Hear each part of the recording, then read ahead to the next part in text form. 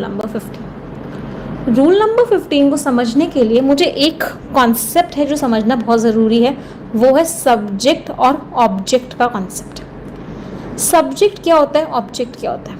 Subject होता है जब हु का पूछा जाता है, व्हाट का पूछा जाता है, या फिर जो शब्द हमारा डूअर होता है, या फिर जो शब्द जिसके बारे में बात होती है, दैट इज टॉक्ड ऑफ, जिसके बारे में हम बात करते हैं। ये डूअर भी होता है, ये हु का आंसर भी देता है, ये व्हाट का आंसर भी देता है।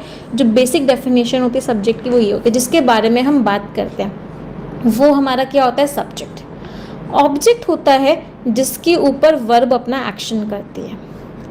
जिस शब्द के ऊपर वर्ब अपना एक्शन करती है उस शब्द को हम क्या बोलते हैं, उस शब्द को हम ऑब्जेक्ट बोलते हैं। We call it the object. अब ध्यान से समझना बेटा, मुझे ऑब्जेक्ट आइडेंटिफाई मैं कैसे करूँगी, मुझे कैसे पता चलेगा कि ये शब्द ऑब्जेक्ट है?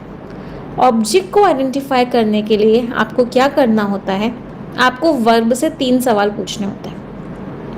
आप वर्ब से पूछो व्हाट, आप वर्ब से पूछो हु, आप वर्ब से पूछो हूम। जो भी शब्द इन तीनों में से किसी भी शब्द का आंसर दे देता है वो शब्द क्या होता है, वो शब्द हमारा ऑब्जेक्ट होता है।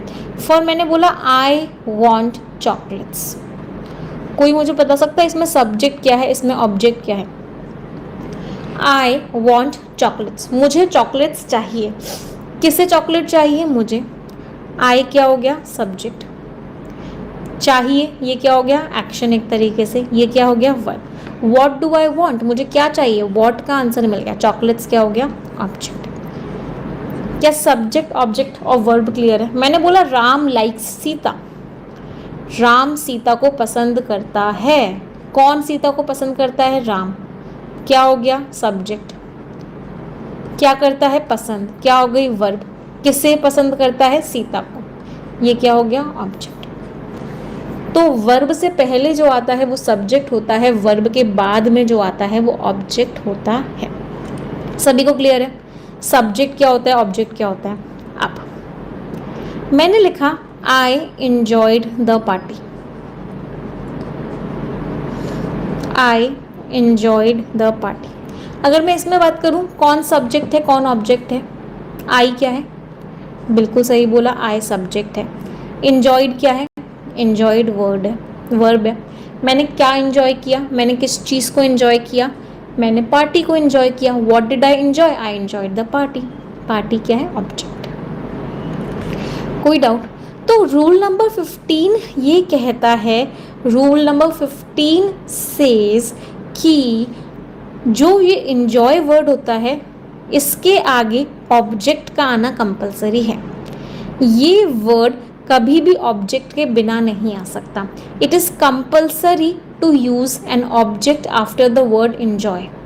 ये कंपल्सरी है कि हम एंजॉय वर्ड को यूज़ करें, एंजॉय वर्ड को हमेशा ऑब्जेक्ट के साथ यूज़ करें। हम इसको कभी भी बिना ऑब्जेक्ट के यूज़ नहीं कर सकते।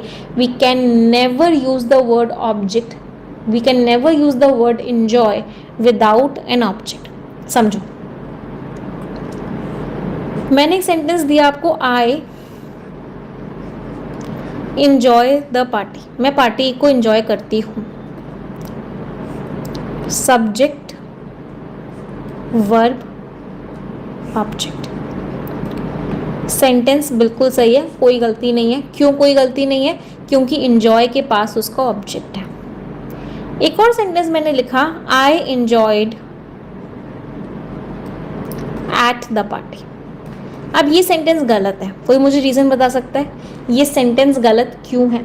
I enjoyed at the party, मैंने क्या एंजॉय किया, नहीं लिखा हुआ। मैंने किसको एंजॉय किया, नहीं लिखा हुआ। मैंने किसे एंजॉय किया, नहीं लिखा हुआ। There is no object in the sentence. और अभी हमने एक कॉन्सेप्ट पढ़ा कि एंजॉय के बाद हमेशा ऑब्जेक्ट आता है। इसका मतलब क्या हुआ? रूल नंबर 14 एप्लीकेबल नहीं हुआ। इसका मतलब ये सेंटेंस क्या हो गया, गलत। तो जब भी एंजॉय के पास उसका ऑब्जेक्ट नहीं होता है उस केस में हम क्या यूज़ करते हैं? उस केस में हम रिफ्लेक्सिव प्रोनाउन यूज़ करते हैं। रिफ्लेक्सिव प्रोनाउन किसका क्या होता है? आई का रिफ्लेक्सिव प्रोनाउन होता है my self. My self means मैंने अपने आप को एंजॉय किया. यू का रिफ्लेक्सिव प्रोनाउन क्या होता है? यू का रिफ्लेक्सिव प्रोनाउन योर सेल्फ भी होता है और योर सेल्व्स भी होता है. वी का रिफ्लेक्सिव प्रोनाउन आर सेल्व्स होता है. इट का रिफ्लेक्सिव प्रोनाउन इट सेल्फ होता है. ही का रिफ्लेक्सिव प्रोनाउन हिमसेल्फ होता है. शी का रिफ्लेक्सिव प्रोनाउन हर सेल्फ होता है. दे का रिफ्लेक्सिव प्रोनाउन देमसेल्व्स होता है. अगर आपको कोई भी शब्द नहीं मिल रहा है तो आप वहाँ पे रिफ्लेक्सिव प्रोनाउन का यूज़ करोगे. तो अगर आपको ये सेंटेंस ठीक करना है तो आप इस सेंटेंस को कैसे ठीक करोगे? आप इस सेंटेंस के बाद क्या लगाओगे? My self. I enjoyed my self at the party. मैंने अपने आप को एंजॉय किया पार्टी में. तो अब ये सेंटेंस क्या हो गया? अब ये सेंटेंस हमारा ठीक हो गया. क्या समझ में आया? अगर ऑब्जेक्ट दे रखा है तो रिफ्लेक्सिव प्रोनाउन लगाने की ज़रूरत नहीं है. अगर ऑब्जेक्ट नहीं दे रखा है तो आपको रिफ्लेक्सिव प्रोनाउन लगाने की ज़रूरत है. You need to apply a reflexive pronoun in that sentence. Clear everyone? एक रिक्वेस्ट करूंगी, 1900 बच्चे देख रहे हैं लेकिन लाइक्स केवल 1.2 के हैं. आई वुड रिक्वेस्ट एवरीवन कि इस वीडियो को एक बार लाइक और शेयर ज़रूर कर दीजिए. और जैसे जैसे लाइक और शेयर करते जा रहे हैं मुझे बताते भी जाइए. एटलीस्ट 5000 स्टूडेंट्स तो इस क्लास में होने ही होने चाहिए. तो I would request everyone to like and share ASAP. Clear? चलो कुछ कॉन्सेप्ट्स को देखते हैं. कौन कौन से वर्ड्स हैं जिन वर्ड्स के आगे हमेशा ऑब्जेक्ट आता है? कौन कौन से वर्ड्स हैं जिन वर्ड्स के आगे हमेशा ऑब्जेक्ट आएगा? अगर ऑब्जेक्ट नहीं होगा तो आप क्या लगाओगे? अगर इन वर्ड्स के आगे ऑब्जेक्ट नहीं होगा तो आप रिफ्लेक्सिव प्रोनाउन लगाओगे. लेकिन ये शब्द कभी भी ऑब्जेक्ट के बिना नहीं आ सकते हैं. कौन कौन से वर्ड्स हैं इनको लिख लीजिए.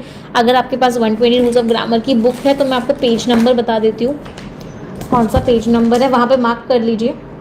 हाँ, it is page number 16 page number 16 पे आप मार्क भी कर सकते हैं. जिन बच्चों के पास ये बुक है, जिन बच्चों के पास बुक नहीं है वो लिख लेंगे.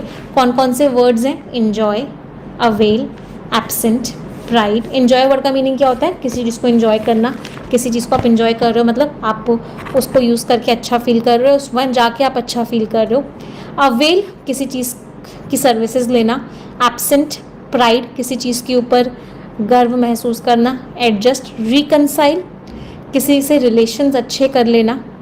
एक्विट किसी को ब्लेम फ्री कर देना, किसी को माफ़ कर देना. अम्यूज़ एंटरटेन करना. रिज़ाइन जॉब छोड़ देना. अवेंज किसी से बदला लेना. एग्जर्ट प्रेशर लगाना. अप्लाई किसी चीज़ को अप्लाई करना. अडेप्ट किसी चीज़ के हिसाब से अपने आप को एडजस्ट करना. तो ये सारे के सारे वर्ड्स हैं जिनके आगे हमेशा और हमेशा रिफ्लेक्सिव प्रोनाउन